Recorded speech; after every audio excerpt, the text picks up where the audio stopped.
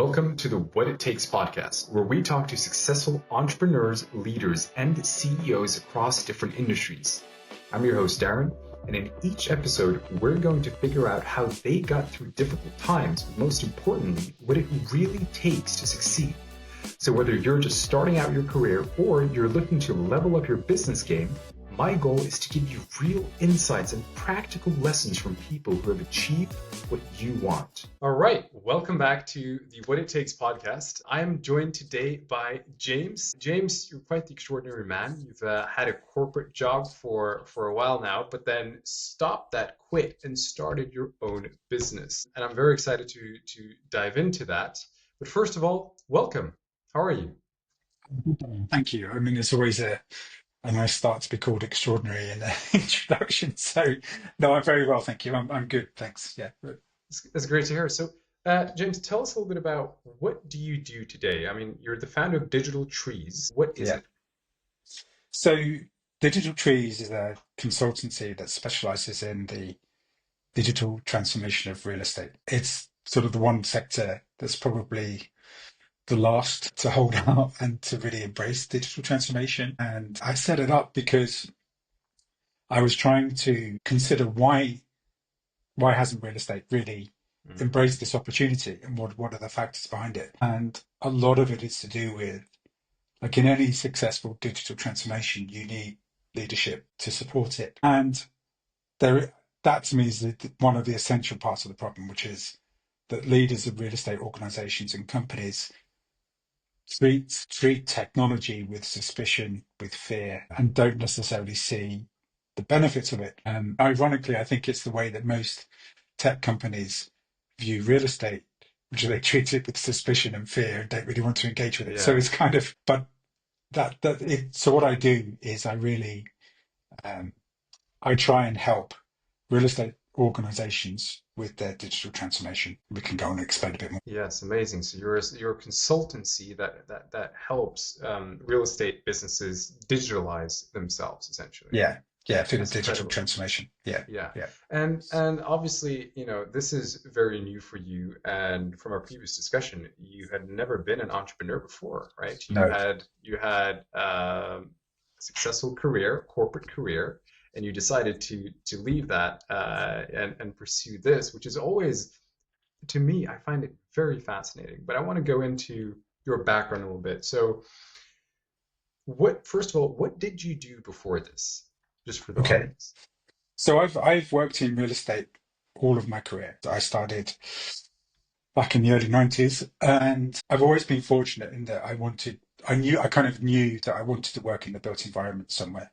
Mm. Shaping our urban environment was something that was always close to me. I didn't have any family that worked directly in real estate, but it was leaving a lasting legacy, as we, spin around the Yes. sun, is something that I've always felt driven to do. I can't write a book, I couldn't play music, I couldn't act, although I tried each one of those poorly. But I sort of figured that Yeah. I could get involved somehow and shape the way that we live and work and play. So that's what attracted me to real estate. And so I've worked for very types of organization. I've worked for architects, I've worked for multidisciplinary consultancies. But for the last 25 years, I've worked as a client in client organizations. So I've developed over 6.5 million square feet of very high quality real estate, mostly in London, but also in Europe and in New York as well. So I've sort of had an international flavor.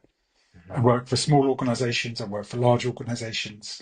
And what I've come to realize in working in real estate is that essentially it's a people-led business, which is great, Yes. but it is an incredibly inefficient business. And that's why I Hmm. was always then pushed towards finding ways to improve, which pushed me towards technology, which is where we ended up today. And was it, was the case that as you tried finding ways to make this more efficient, and it pushed you to the digitalization, digitalization, was there a gap where you said to yourself like, hey, I can't do this in this business. That's why I'm going to do this myself, or start a business myself, or what was, because, what was the moment for you that led you to starting something for yourself? it was more that.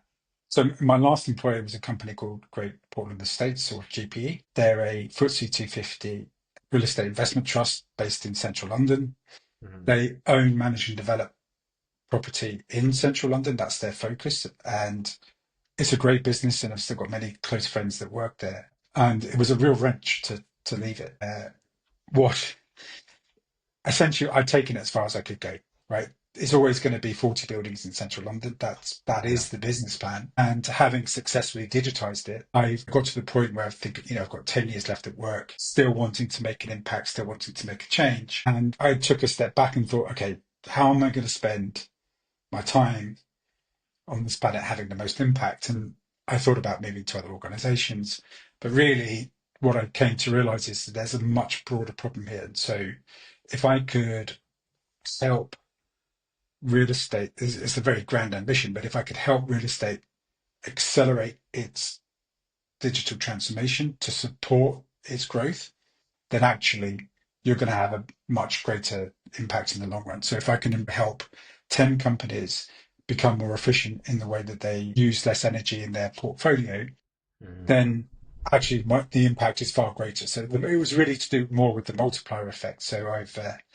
taken the unusual step, I guess, at setting up a business in my mid 50s rather than in my mid 20s, which is when most sane people do it. Absolutely. I think, doing this at an age of 50 is different than when you're 20, right? I mean, you a lot of people say that if you're going to start a business, you should do it while you're young because you don't Yeah. have to, you don't have too much responsibility, this and that.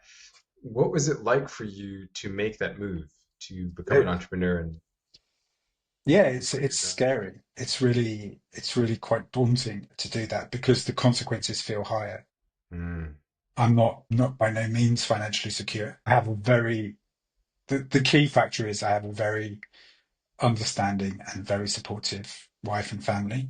mm, And whilst they didn't sort of flock to this idea of making this happen, they're very supportive if they can. And you sort of look at where things are and you think, okay, well, if this doesn't work out, then there'll be a way out of all this. But it's the table stakes are perhaps higher, but that only sort of really drives you to really think about what it is you're trying to do and be convicted that that's this is the right way to go and this is what to make a success of it. you really need to have a strong belief essentially in what you do, is what you're Yeah, saying. Yeah. yeah, yeah. And,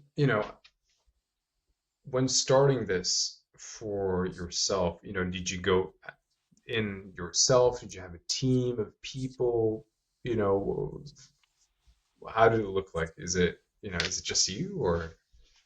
No, so I mean, I am the founder. I do have one person working with me to support me, but essentially, yes, for the moment, it's me, and then there's a broader network of uh, trusted partners that we can bring in to do specific work if we need to.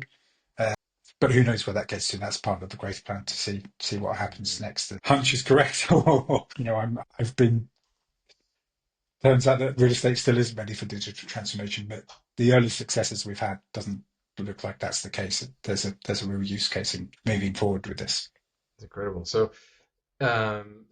digitalizing the real estate industry, what are some of the things that make this industry so inefficient? So essentially, I mean, it's a really interesting question, and I've thought about this a great deal. I think there's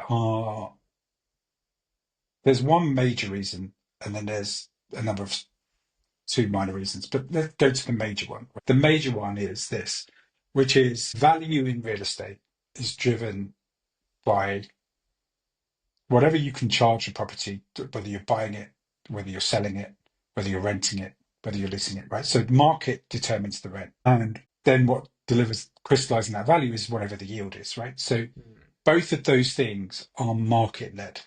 They're not anything that technology in itself can change. And that's because the frequency of transaction is pretty low, right? So the closest parallels, if you look at hotels or Airbnb, great mm, example. mm, the pricing on Airbnb and the investment in Airbnb is a tech business. It is a tech platform, but that's because they have millions of transactions every day, Yeah. and you have dynamic pricing.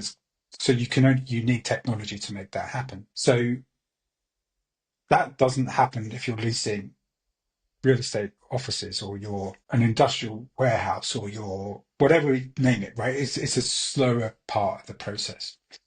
And because of that, we haven't, as an industry, embraced the opportunities that present itself. The second sort of minor reason for it is that the cost of capital has been so low, right? So up until 2022, zero interest rates meant that you didn't have to drive efficiency. In fact, you basically hired more people, and it wasn't, and you were borrowing other people's money at a lower cost of capital. So it didn't. I'm not saying people became lazy, but if you think of that period from 2008 of maximum uncertainty under the GFC, when everyone thought that literally the existential crisis about real estate was that there's all this debt that no one can repay. Turns out the government do backstop it that you get to. So you get to a piece of stability about 2012. You literally then have a decade of behaviors that you've kind of learned that you could grow out of, you could make money. Sectors grew, sectors didn't grow. Then the pandemic hit, right? So you've got that holy grail of that's the period of time in which people have thought about it. And you haven't had to drive efficiency. The other thing, if you think about any real estate building, you can take the building you're sitting in right now, or a hotel or an office or whatever. Imagine you go and see a film, right? You go this weekend, you're going to go and watch the latest hit movie or the Oscar hopeful. And you sit through the film, you enjoy it, and then you look at the end of the film, you've got that long list of credits that goes through. Yeah. Right.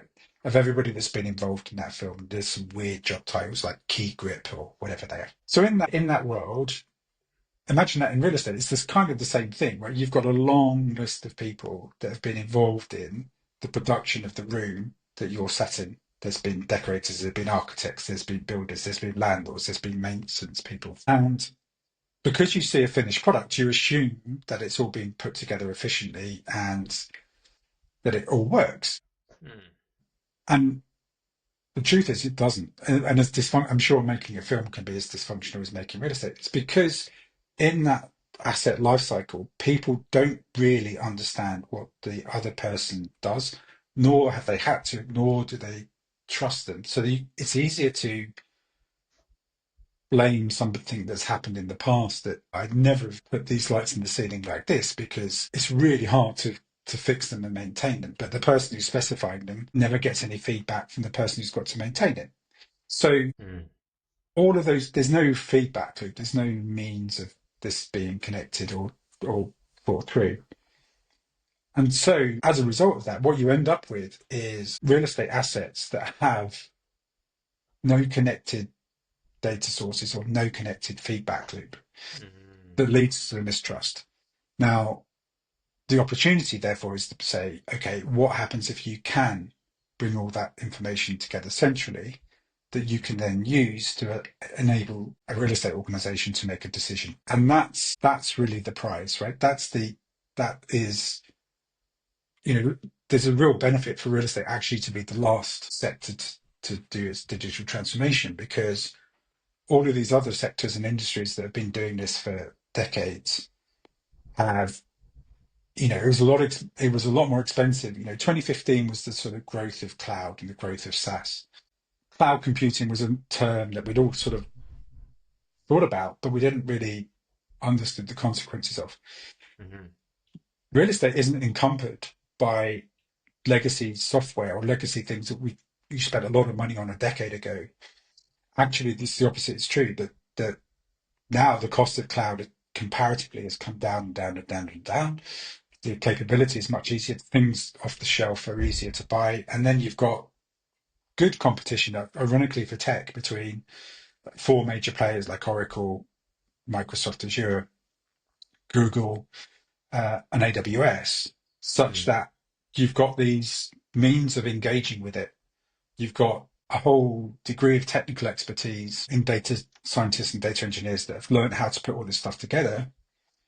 And now you've got this challenge of AI, which is starting to come in, which is making executives curious about the benefits of technology and efficiency, which in turn leads them to think, what is it that we could do if we had data? And everyone thinks in real estate that you have data. What they really have is lots of documents. They have lots of pieces of paper or lots of PDFs, and they have lots of Excel in a disorganized manner across their companies or their ecosystem. And that's all information about properties and Yeah, yeah, information. and typically what we end up doing is we carry out audits for people, and what we find on average is that each of our clients has somewhere between people in their businesses are waiting, spending their typical working week, typically spending a day and a half preparing a report for somebody somewhere, and they're waiting for information from somebody else in order to put that together. Mm, So the key point being is imagine what you could do if you're bringing all of that information into one place, that you can yeah, access it in a way that you instantly can almost. trust quickly. You've got a 20% uplift in potential productivity. So whatever the focus is of your business, so we want to become more sustainable, or we want to become more efficient in the way that we deliver buildings, or that we want to focus on our customer and we want to be a customer first business. Whatever your focus is giving your team more bandwidth to be able to use that effectively. And that's what we're delivering those results for our clients. Those are fascinating. And so the consulting, is it easier to help businesses that build buildings or those that manage and sell buildings? It doesn't matter. It could be all right. It, There is no, you don't have to be at any particular point on the real estate life cycle to be able to draw benefit mm. from organizing that information. To be honest, that's the beauty of the whole And yeah, process. and one of the things that you mentioned here and how you make it so efficient is data centralization, right? So getting all this information into one area where you can just create these reports very quick. How can AI, for example, help with that? How can that be an important part of making this process more efficient, not now, but also in the future? Yeah, it's a great question, and it's a question that's leading to a lot of engagement from our clients. Mm, It promises a great deal, right? And I think maturity about AI is starting to become more recognized. And so we know that AI has been around for decades. We know that we've actually been enjoying and using it in our lives without any damaging consequences, and it's a useful tool that we use. But what shifted was that ability, 2 years ago, just over 2 years ago now, with mm, these large language models that started to generate information in a way that no one had really seen before or predicted, or mm, very few had. And so how it helps is in three ways, right? Three ways that I think it helps. The first is that when we talked about all of those pieces of paper that we were talking about before, it's the means of sifting through those pieces of paper and filtering much more efficiently or quickly than you could have done before. One of the challenges we faced at GPE was about data governance and about the accuracy of information.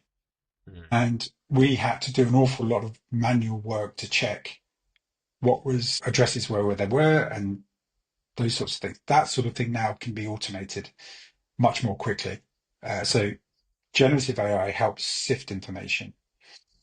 Then once you've started to get greater accuracy, and there's still a long way to go before that's fully automated and trusted, is take the room in which you're in at the moment, right? So as a landlord of your property, and I don't understand, I've never had the fortune to see your property yet, but who knows where we get to. Um, and it's a beautiful city you live in. So, yes. um, but there's a landlord, and the landlord has obligations to report Mm, on uh, sustainability metrics. They yes. need to know that Darren lives on the third floor of the block that you're in, and there's 20 other uh, floors, and there's 160 apartments in your block, whatever it is. You kind of need to know that it is the third floor that, as we're recording this podcast on a Friday afternoon in January, you're using energy and you're using broadband bandwidth because we're recording this information. Now, collectively, that in itself is kind of trivial stuff itself. But when there's a pattern of how you're using your property, that's when you can start to see what happens. And so some of our clients, especially in the multifamily space, they have an all-inclusive rent that they're giving to their customers. Mm. But those customers in that all-inclusive rent really don't care how, it's freezing cold outside, and I'm going to keep my flat lovely 26 degrees. But the inefficiency in that is major, right? So you don't want to, you need to somehow incentivize those customers to use less energy. And so if you realize, that you can either use that data for gamification, or you can use it, you literally may give people a discount for other, like for food vouchers or for eating out or for Uber tickets. And some of the multifamily landlords are doing this point, right? So they give, especially in student housing or in housing for young people, they find out that actually if you switch your heating off or you switch your thermostat down and you hit this target, we'll give you £200 of Uber vouchers. And so there's an incentive, and they sort of think, okay, why am I getting that benefit? But it's because the landlord's actually saving £400, right? But without it, you don't know that you've qualified for that point. So do you see where this interconnected data needs to come together in one place? They need to know that you live where you live. They need to know that it is your floor that you're living on, and they also need to broadly understand your patterns of behaviour. And ironically, then if you've got a choice of 6 things, and it turns out that the thing that you're most interested in is podcasting, but there turns out to be another 10 podcasters in your, none of them as good as you, obviously, but another 10 podcasters in your building, that actually it's worthwhile building a podcast studio in the building that could be rented out because, that's an attractive feature. And the reason why they're doing that, and I've known this from colleagues in America in the past, that all it takes within a building to build a community is if you have one other friend in your block, you're 20% less likely to move. If you have 2 other friends, you're something like 75% less likely to move. And that's how you're going to drive value in real estate, because going back to all of those metrics that we talked about earlier, I did talk about rent and I did talk about yields, but the killer factor to that is empty voids.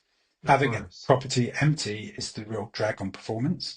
So if you can create stickiness and retention, then actually that's the ultimate goal that any landlord's trying to get to, because they're trying to, but they can only do that because they understand a bit more about you, and they understand a bit more about how you or your family use the space that you're in and want to use it. And that's scalable across any type of real estate. What I just used in your example could be translated to an Amazon warehouse, or it can be translated to a data center, or it can be translated to an office in Central Europe.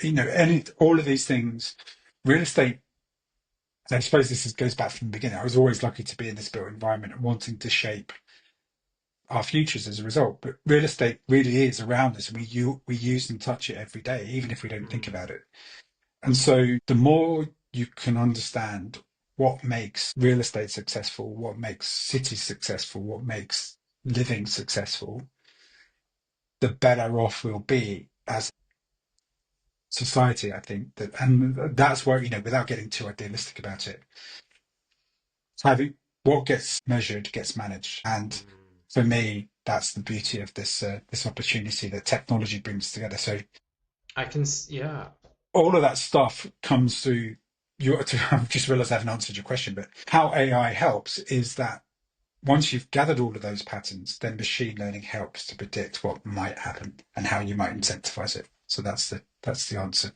Yeah, that's incredible. And one thing that really stood out there that I found very interesting was the fact that tenants are 75 or 70% less likely to move out if they have 2 or more friends in that same building, which would obviously incentivize landlords to try and create some sort of community event. Or is this common knowledge in the real estate industry? Do No. landlords know about it? No. No. No, I think I mean it's a holy grail and it's an aspiration, and to create that uh, level of stickiness and retention, yeah, essentially. yeah, Mm. Because it's hard, or people don't know because it about is it. harder, and because you don't know what to build or you don't know how to put it in. Mm. We've gone from literally a decade ago collecting rent 4 times a year in the case of commercial office buildings to now collecting rent on a monthly basis with much, 10 years ago, someone would sign up in a building for 10 or 15 years and you would collect rent 4 times a year. And they might have a break at year 5 and they might have a break at year 10. But generally speaking, they were there Mm. and they were going to stay in that building. Now, if it's 3 years, you've got to do more to keep them happy in that space, or you give them the ultimate flex choice is to say, you choose how long do you want to sign up for? It might be a year. Okay, yeah, that'll be fine. So in the case of DigitalTrees, in a year's time, I might want an office, but I only want a 5-person office or a 10-person office Mm. for a year because in 3 years I expect I'm going to be at 50 people. So I'm going to need some flexibility for growth. Whereas other organizations, they were quite happy at 50. We're going to stay where we are and we'll sign up for 5 years. You've got to think that through and you've got to understand your customer, which takes a lot more effort. And it's Mm. that bandwidth question, which goes all the way back to if I'm relying on Excel and PowerPoint and pieces of paper to understand what's going on, I'm guessing it. And if I'm guessing it, I don't understand whether it's worth investing in a podcast studio or it's investing in some other communal thing. But you can potentially oversupply this stuff too, right? So Mm. there's a there's a real problem right now with this, especially in residential real estate, that the service charges. I mean, this really does blow your mind. This is scary. I have a former colleague, Ella, who she's moved to Sydney with her husband. She's English, but her and her husband worked out it was cheaper to go and live in Sydney than it Mm. was to stay in London, and that's partly because the cost of renting was escalating through the roof. And a Yes. great deal of why cost is going up because it's going through the roof is that the service charges associated with those buildings are massive. And that's because everyone put all these in, you put gyms in the building, you put cinemas in the higher end ones, you had swimming pools and all of this other stuff. Well, that's got to be paid for by the people that are there. And so you can look at a real estate apartment and at my stage in life, I was thinking, well, look, I could downsize and I could buy an apartment in central London and maybe live somewhere else and but live between the two and this is what I'm going to do. And so I looked at it and that seemed okay. But then you look at the service charge, right? The service charges on some of these apartments is astronomical. So you can be paying And that's after 12 you to buy, 18. or Yeah, that's after you buy. So you can be paying 1,000, £1,500 a month for services and amenity. That's not even in your rent, right? This is all your mortgage prepayment.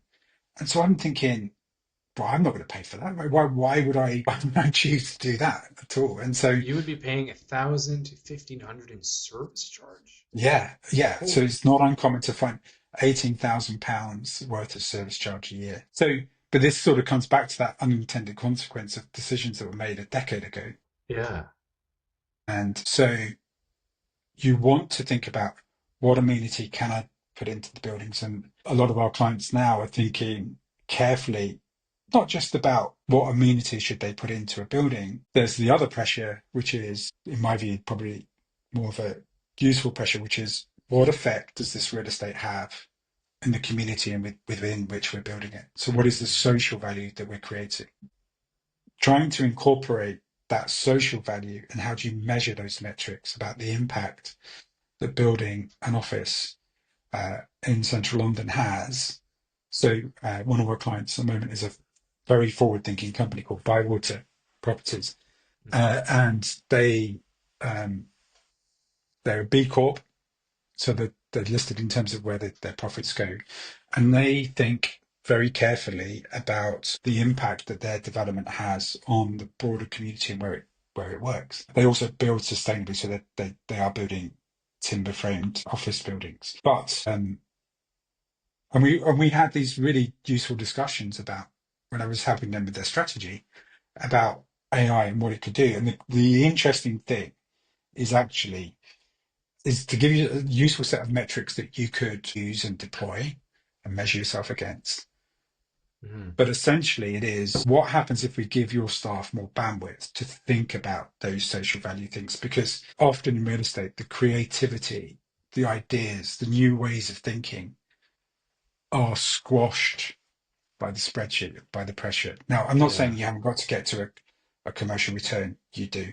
I have no problem with making profit. But um, in order to make a profit that has a broader social impact in that community and what's happening in that area, then you've got to listen to the community and you've got to engage them.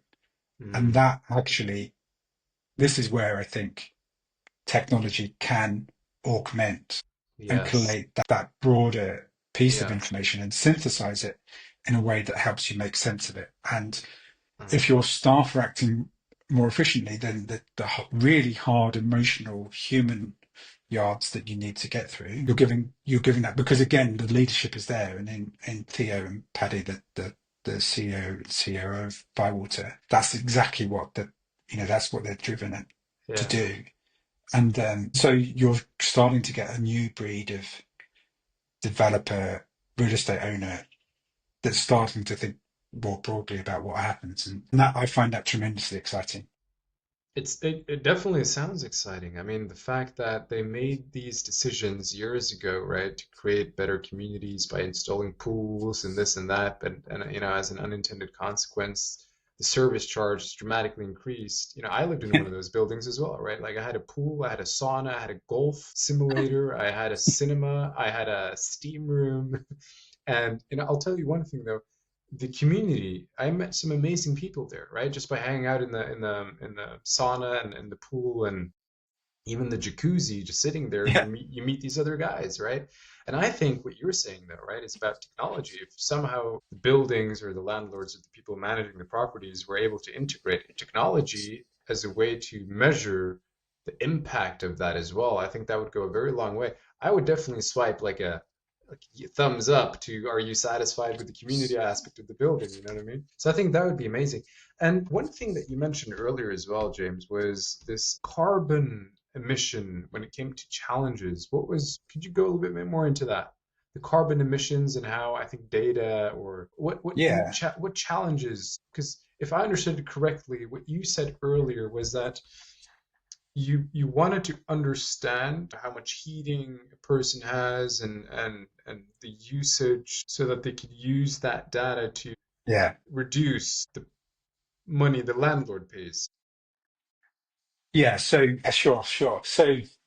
Oh, So let me unpack that a bit for you. So if you're a multifamily landlord, and by mm, that I mean multifamily as an office sector, sorry, as a use class, very popular in the US, and that's what the term multifamily comes from. So it's essentially a block of flats or apartments mm, that you might have some one bedroom, two bedroom, three bedroom apartments, but you've built it specifically for the purpose that you are going to retain ownership of that property, and you're going to rent it out each year as and when tenancies come to an end and people move on. So that didn't, I mean, it existed in Victorian times, but it didn't really exist in, certainly not in the UK, until sort of 5 or 10 years ago. The closest that happened is in student housing. So mm, you get a lot, and I'm unashamedly London based in this point. So if you think about student housing, so uh, you've built this block of student accommodation, and the cost of those are astronomical, really, when you look at mm, it, and you can see that you're paying up 250, £300 a week for student accommodation, which is unthinkable to someone of my generation. But anyway, that the market supports it, and that's what gets built. So you're charging those people £300 a week for that point, and they really have no incentive to. They've paid their £300, but they're not paying for any bills, and it's an all-inclusive rate that you're paying for. So, and you see this, you see that like if you go to a student block, all of the windows are open in the middle of winter, and it's because the heating's on full blast. So instead of turning the heating down, you just open the window to yeah, cool down a bit, right? Which is literally the biggest waste that you can yeah, get to. So you're expelling all this heating out into the. So that's the carbon side of it.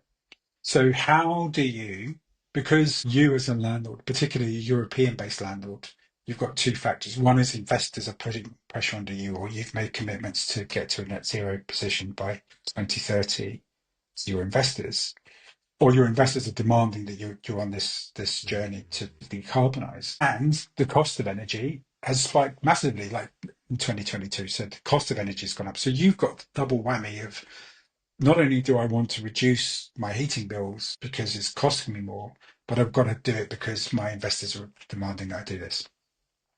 But yet there's no means of you in that block to say, because you didn't set in the technology to say, I'm going to charge you for all of your heating per use.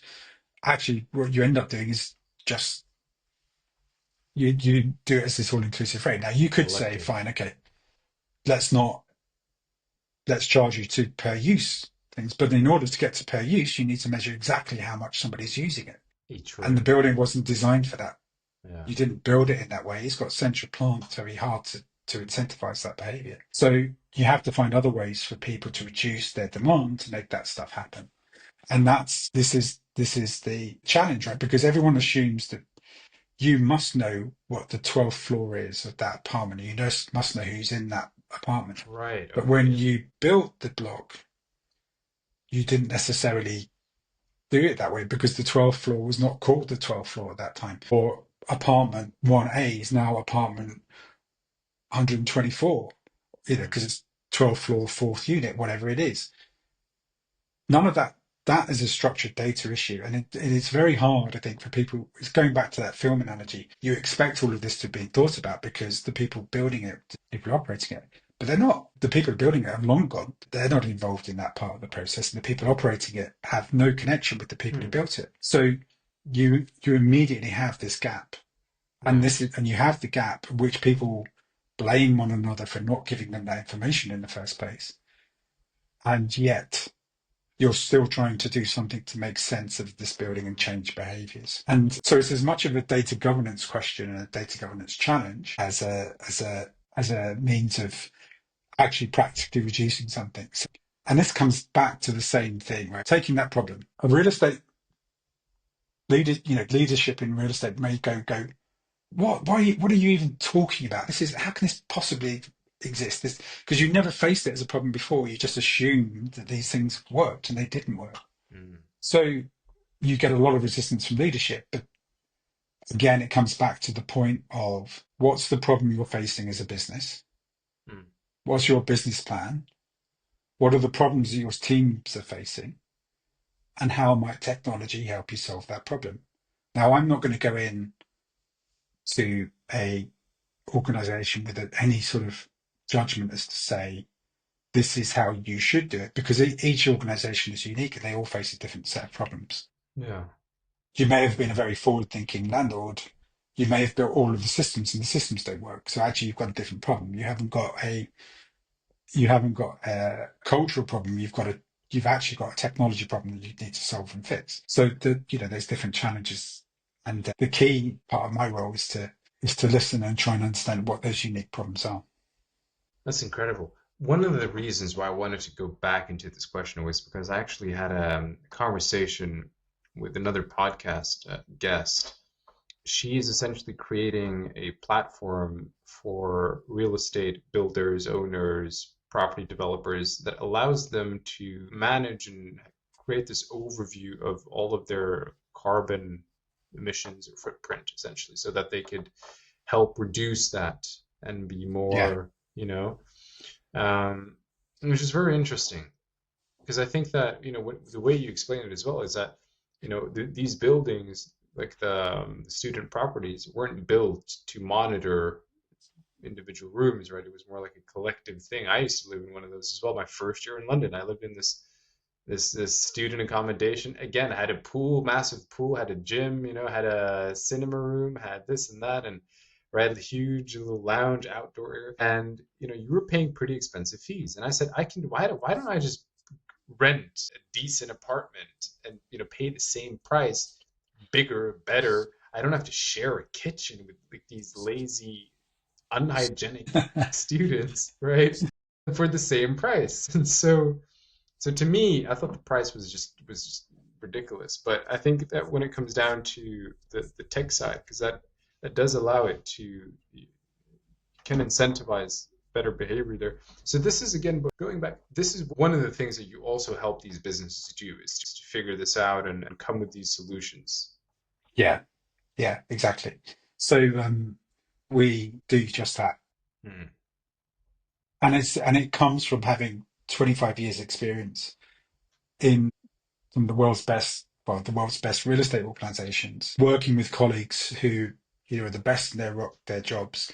Now, whilst I've not directly managed a block of uh, student accommodation myself, I know about the challenges and understand what those are, and I can talk to them in Hmm. a way that I can understand it. But at the same time, having educated myself, gone back to MIT, to understand technology, I can also understand the tech stack that supports those two things. So what I'm not doing is going to say, here's the answer, here's your problem. Let's define the problem. Do you agree this is the problem that you're facing? Yes, I do. Okay, good. So of these themes, typically what we find, I mean, we can come up with somewhere between 50 and 100 different problem statements that any real estate organization is facing. They collate themselves into some broad themes generally speaking, and you've got to do a degree of prioritization because there's only so much cultural change that you can live through and go through. So you prioritize, you collect the themes, and that gives you your strategy essentially. Hmm. And depending on budget, depending on bandwidth, depending on time, you will set out a roadmap that can be 1 to 5 years generally as you go through. And what you need to do is to really look at those problems every year because problems Hmm. change, technology changes, opportunities change, and just revisit what are we going to prioritize. And the key thing I learned at GPE is really that we could only cope with, and I think any organization, this is not a reflection on GPE, 7 or 8 projects a year Hmm. of different size and scale. And if they're bigger, then actually you can only cope with 3 or 4. Yeah. And that's as important to prioritize to allow an organization to evolve because these things aren't quick. They're not fixes you can do overnight. And um, the cultural change is a big part of this thing. And that, again, is what we do. So we've learned from our experience that, look, I'm clearly pro technology. I'm going to be. My bias is there. I wouldn't. Why would you set up a business that didn't believe in it? But uh, it would be very easy for me just to engage with the other enthusiasts in real estate and think, yeah, it's fine, and everyone gets carried away. But unless you're listening to the skeptics, actually, the skeptics are the more valuable people I found in Hmm. this process. Because if you can win over somebody who has healthy skepticism, they actually become your biggest advocate. I That see. because if you think about it, people that if you're predisposed to believing in technology, then you're going to use it. But uh, if someone's coming up with a new podcast platform that was in the metaverse, say, if well, I'm not going to touch that thing. It doesn't work. This is what I have here works perfectly well. Gives my listeners what they need, and this is what I work with. Um, then that's fine. But actually, if you suddenly start to see, well, this metaverse thing is a much better experience, and it's worth me investing in, then I'm going to take that leap, and this is what I'm going to go and do. Yeah. But the key point being is that skepticism is a healthy thing because in the real estate business where you've got hundreds of people working there, and it is a people business, that if someone's resistant to change, why are they resistant to change? What are their blocks and what are their barriers? And some people are just Luddites and they don't want to move and they're quite proud that they want to move. Now, I'm not really talking about them. I'm talking about sort of you have enthusiasts on one end and the stick in the muds at that end. That so this is where you're at. Actually, the people in the middle are the sweet spot, and that healthy skepticism is really important part of implementing a successful strategy. Hmm. And that's what you do. But then if you get it, then you get the momentum, and then you know you've led to a successful digital transformation, and those those companies that are investing in it now are going to outperform those that are waiting to see, Mm. because they're going to have a much richer data set from which to deploy it. So really, the one key thing for, let's assume that there are real estate individuals listening to this. I know there are a lot of youth who are entering. For someone who actually might own a business, right? If they chose to work with you, or at least enter the digital side of real estate and invest more into this, they would be much better off in the future because they have better, Mm. bigger, larger data sets that they can then use to predict a lot of these things. Like, for example, making sure that tenants are happy, or you can maybe Yeah, double check the carbon footprint and make sure that you reduce the cost of your yeah. building, et And cetera, it right? turns out that we don't need to provide a swimming pool, and we don't need to provide all Mm. of the amenity that you were talking about, which in turn makes the real estate, which means that actually I can repurpose this office block into student housing at a cheaper cost and a better lower embodied carbon, because my data showing me I don't really need to do this, because it turns out Mm. that Darren is more than happy to rent and stay in this block because it is 30% cheaper, Yeah. right? And the price point is allowing that to happen. Mm. So those are the things. But if you're faced with a decision, because this is the other key factor, right? So if you think about when you lived in that block, I'm assuming must have been built in the previous 5 years. Well, someone thought about building that another 3 or 4 years before that point. So by the time you actually get to use that, this is 6, 7, 8 year old thinking. And Mm. there's no blame in that point, but it's just how long it takes to deliver that piece of real estate. Yeah. So those are the really hard things to think about, right? So there's a colleague and a dear friend called Dominic Grace, and Dominic is a fellow veteran of the real estate industry. He used to work at Savills Hmm. in the residential leasing team, and literally we were talking about this just last year, but in 2014 we both worked on a scheme called Rathbone Square, Mm. and Rathbone was. It turns out we're building headquarters for Meta, so it was half offices for Meta and half uh, good quality real estate in central London, just off Oxford Street. And we were putting all of this amenity in the building. And we're talking about it now and thinking, he's moved into the prop tech space as well. And he advises lots of companies in what technology to put into buildings. And we were kind of reflecting on the fact that a decade ago we were making decisions that the consequences live with today. So now think forward, okay, it's now 2035. What are the consequences of the decisions that you're making today? And I don't think it's as much about the physical real estate that you're building, it's as much about the data set that you've got that's going to allow you to make that decision. Mm. And if you have a rich data set from which you can access and go back to and find, you have a workforce that's grown up on ChatGPT or Claude or Anthropic or whatever else that's in Gemini, in the way they do things, that actually, if you join an organization that's sitting there and you go, well, where's my structured data? What do I do? You mean you haven't got any? Right, I'm not going to come and work for you because I can't do my job. Yeah. Yeah. Right. Whereas Yeah. if you've got it, then you're going to be able to thrive and do that stuff. So that's really the key. If I'm painting a very bright picture, the downside to it is 2035 seems a long way away. I'll put it off till yeah, I must get to this, but I'll do it tomorrow. Um, Mm. and it's always tomorrow. There's never a burning platform from which you've got to do this.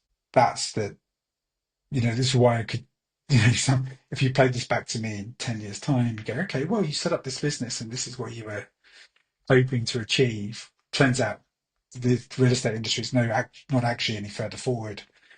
That was a bit of a waste of time. You didn't, you didn't get to what you were doing. Or more importantly, I'm serving coffee in a student housing block because that's the only job that I can get. I doubt that, but yeah. But that's the that's the challenge, really, is Yeah. that there isn't a burning platform that you have to do this. But what I'm encouraged by, and the response we've had since we launched last year, is very much, no, I get what you're trying to do. This could be a really good help for us. Let us start to think about this strategically so that at least we get a plan and make something happen. And for a company looking to work with you, how soon would they be able to see a change? You know, are there any quick wins? Is it like a long-term project? How does that look like to make this change happen for a business in the real estate industry? Because obviously Yeah, you do it one by one, right? Like it's not going to be, you're not going to swoop over the whole industry, but it's one by one. no, you, it's essential. It is essential that you have some quick wins. Mm. You can't just, you can't say, this is going to be fantastic and you're going to really appreciate this in 5 years' time. Yeah, yeah, and it takes you got to invest, X amount a year. It's going to take all these years. Yeah, that isn't going to win. That isn't going to do something.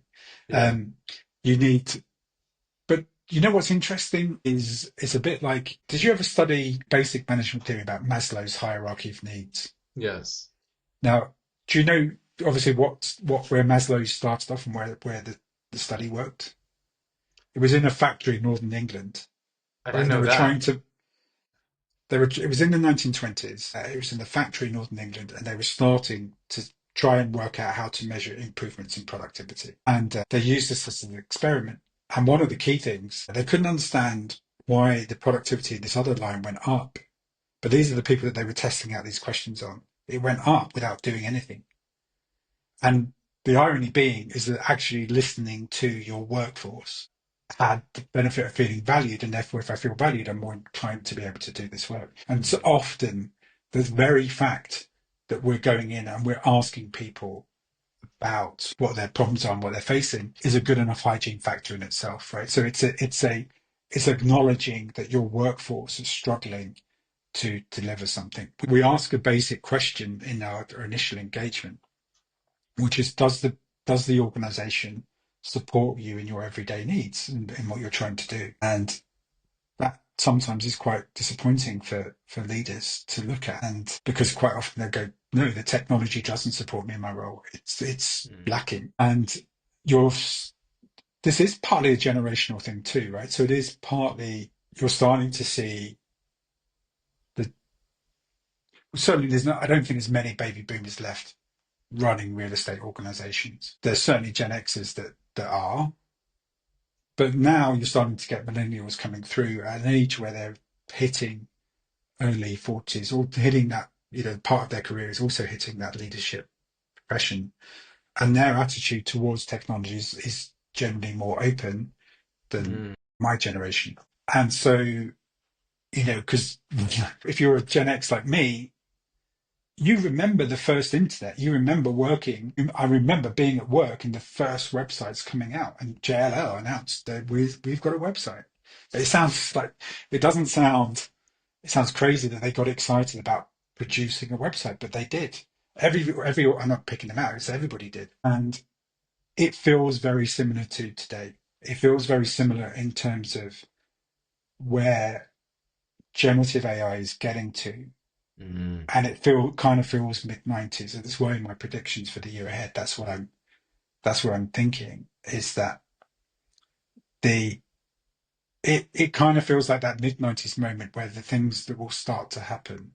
And so now, if you think about good or bad as the internet, what's the internet done for us? That the uh, Now in 2025, 30 years later, this is where it is. It's normal course of our lives. We buy stuff online, we read stuff online, we do whatever we do. Kind of the same thing is going to happen. Uh, but the pace and the acceleration is steeper and quicker, and that's the opportunity. So it's an interesting time, that's for sure. Exciting. And in terms of, you briefly touched on this in the beginning, but what is your vision for Digital Trees? Where do you hope to be at in 5 years? You mentioned that you had 10 years left in the company, but who knows where this is going to go, right? What is Yeah, your sure, vision sure. for this? My vision is that we've been able to help uh, a number of real estate organizations, those that we've started off in year one, Mm. have made that meaningful difference that in 5 years' time embraced and deployed and are using the the technology that we set out in this strategy in a very useful way. And that in itself has gained a flywheel and a momentum, and that we're a trusted voice as a go-to solution to Mm. say, okay, I've seen that you've done this for these organizations and they've performed and they've done this stuff. Come and do the same for us. And there's more than a few examples of this is how technology really benefits real estate. Mm. And that's where I want to be. That is the trusted voice and the industry leaders that, are the go-to solution for real estate digital transformation. It's going to be exciting to follow along this journey. Final Yeah, question either for that you. or Yeah, I'm go going to be ahead. in the Holloway Road serving coffee for students. Yeah, yeah, no, it's not gonna happen, man. It's not gonna happen. You're too smart for this. So, I have a final question for you, really. What does it take to succeed? The theme of the Oh, podcast as well. What it takes, right? What does it take to succeed in business in general? What do you have to be aware of? Is there anything that perseverance. stands out? Perseverance. Perseverance. It is I think it is that point of, if I think the challenge, like it's not easy setting, I've always admired founders of businesses and that self-belief when you think things are not working out or no one's going to want to buy your product or no one's going to really engage with it. You need the stoicism and you need the inner core to keep going. Um, if you believe that there's something that's going to benefit people and you've got enough traction to get to that point or you've achieved something, then Mm. that's the key thing. And perseverance is it for me. I think because it's it can be easy to get downhearted and to not carry on. That's amazing. James, I want to thank you so much for joining the podcast today. I had a real pleasure talking to you, learning about your Thank business, you. what you do, Digital Trees. I think it's brave as well to leave a job at 50, at the age that you're at, to entrepreneurship. So, love to see it. And again, thank you so much for sharing your wisdom, Yeah, man. Appreciate no it. problem at all. All right. Thank you, Darren. Take care. Take care. Great, Andrew. Take care.